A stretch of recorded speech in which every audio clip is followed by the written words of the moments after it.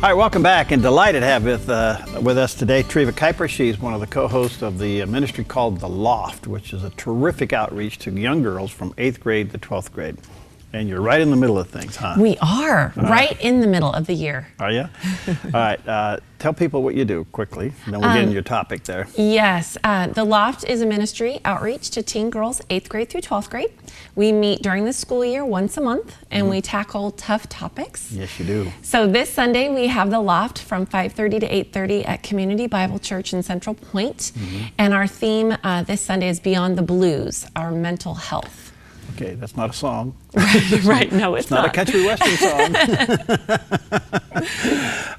Okay, by the way, each one of these gatherings is independent, so you're welcome to come, right? Absolutely, yep. They do not need to RSVP.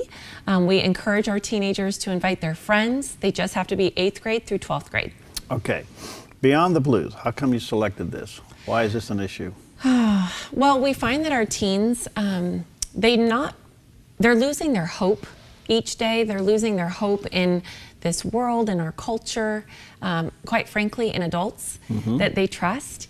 And they go through such difficult things, and their mental health affects their physical health. We wanted to address it. We find so many teenagers that struggle with anxiety and depression, suicidal thoughts, eating disorders, low self-esteem. They really are struggling with who they are, whose they are, and how to have the right perspective in life. What about all this technologies that add to it? Social media? It does, absolutely. And I think with the social media, the comparing back and forth, a lot of our girls we find are comparing themselves to celebrities, to their peers, to different people that they see online. And then that brings in that low self-esteem that really begins to attack them. I really believe the enemy uses technology to discourage us, to disappoint us, to get our focus off of Christ and onto the things of this world. How does it show up? Lack of sleep, anger, depression, all the above, or what? It does, it does. I was just reading an article the other day about how our teenagers need 8 to 10 hours of sleep a night. And 8 to 10? 8 to 10 hours of sleep a night. I barely get 5. I know, I know. And their brain is developing and growing and processing so much, Perry, and I think we forget that. They're on the verge of being an adult, so we tend to treat them that way, but they're still a kid. And so they're in this limbo period. So yeah, I think it manifests itself in the lack of sleep. They can have high emotions, especially girls with their hormones. Their emotions can be all over the place. They can be overly sensitive. They can withdraw, especially if they're depressed, they're anxious, they're fearful. They can tend to withdraw from society, from their friends.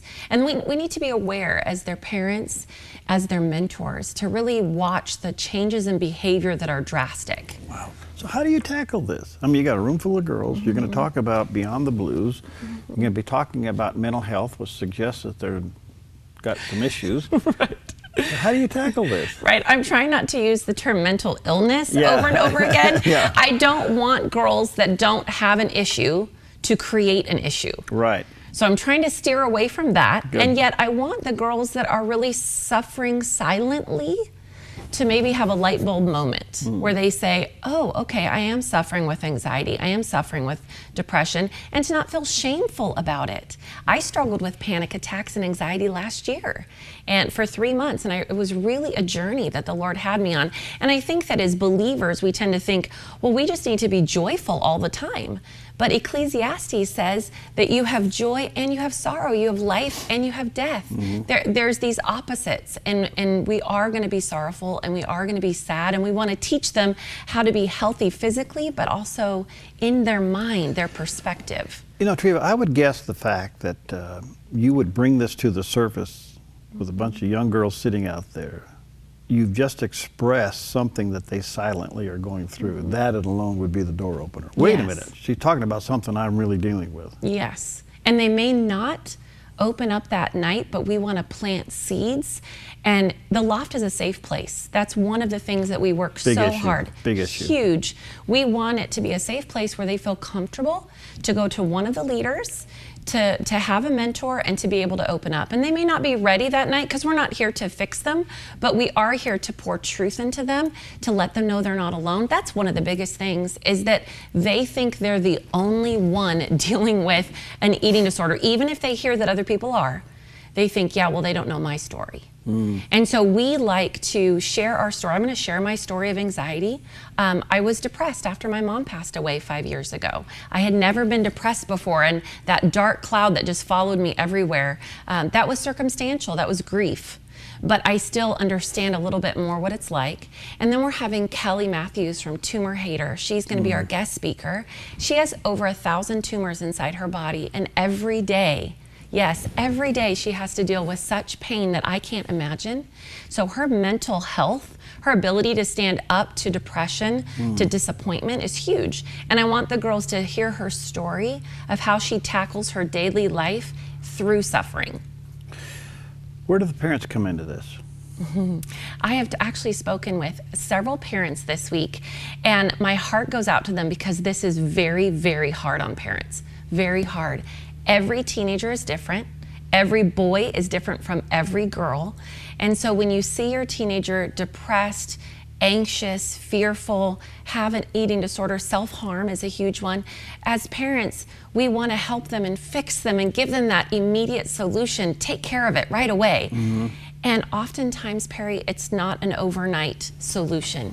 I would encourage our parents to be calm, to be patient, and to be in prayer constantly. Make sure that you're constantly bringing your child before the Lord. And then the other thing is, make sure that their nutrition is where it needs to be. What we put into our body affects our mind, affects our anxiety, affects our depression. Make sure their nutrition is good. Make sure they're getting their sleep. And then take them to a doctor, get them a checkup, make sure that their levels, their hormones, their vitamins, their minerals, everything in their body is working appropriately. I know for me last year, my anxiety and panic attacks had to do with my cortisol level.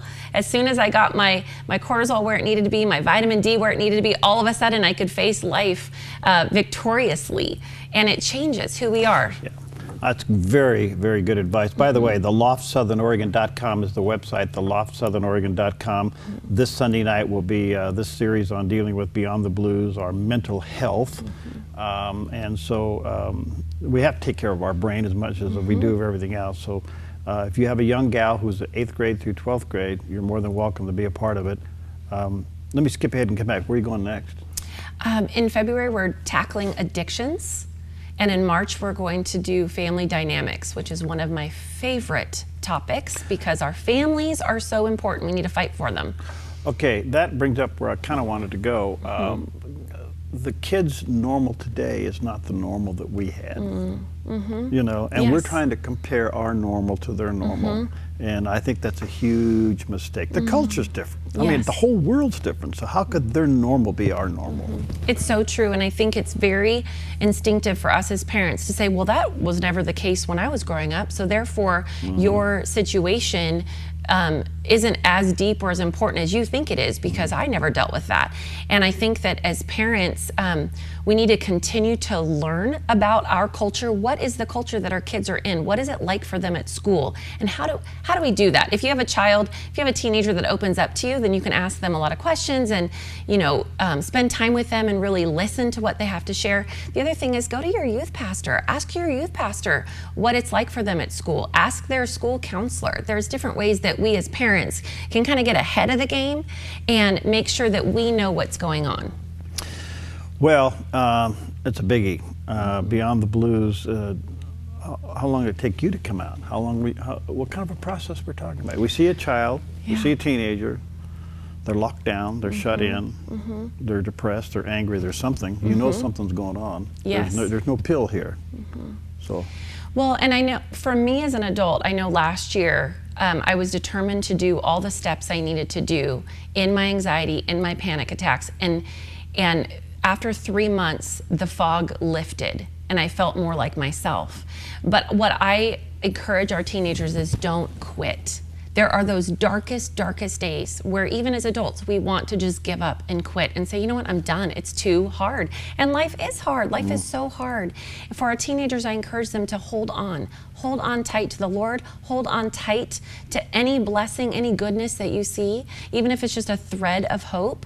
And what we want to do is pour that hope back into them, give them that hope, give them that encouragement, show them victory, because the enemy wants them to quit. And so we need to show them the victory. About a minute left, but how important are friendships in all of this? I mean, you're going to have friends sitting there. Maybe are you encouraging them to team up? Yes, their friends make a huge difference and influence them in great ways. If they have friends that are pulling them down, those toxic relationships, that affects their anxiety and their depression. They need to have people in their life that will encourage them, that will build them up, that will show them the way, point them to the truth. And if they have those toxic relationships, they need to back off of those. That's not going to help. I know you talk about that. Do they do it? Some of them do. And really, honestly, at the end of the day, it is a choice of theirs, right? So as parents and as friends, we can't force someone to hold on tight, but we can be that one that points them to the Lord and shows them the hope that they can have. Some of them do it, but it changes. That time frame is different for each teenager as far as how long it takes them to come out of something. 30 seconds. How do you tell them God's with them? Oh, you show them. You tell them and you show them. I like to say that we need to actively love our teenagers through patience, through prayer, through love. What does your teenager need? Do they need time with you? Do they need more sleep? Do they need friendship? Get involved. We need to get involved. That's how we show them the Lord. Sunday night, Community Bible Church in Central Point, and you can go to the LoftSouthernOregon.com to find out more information. Beyond the Blues, our mental health, young girls from 8th grade through 12th grade, so check it out. Thank you. Good to see you. We'll see you next time on Focus Today. I'm Paulina Leiser, producer of Focus Today. Thank you for watching this video, and make sure to check our other videos at theDove.us.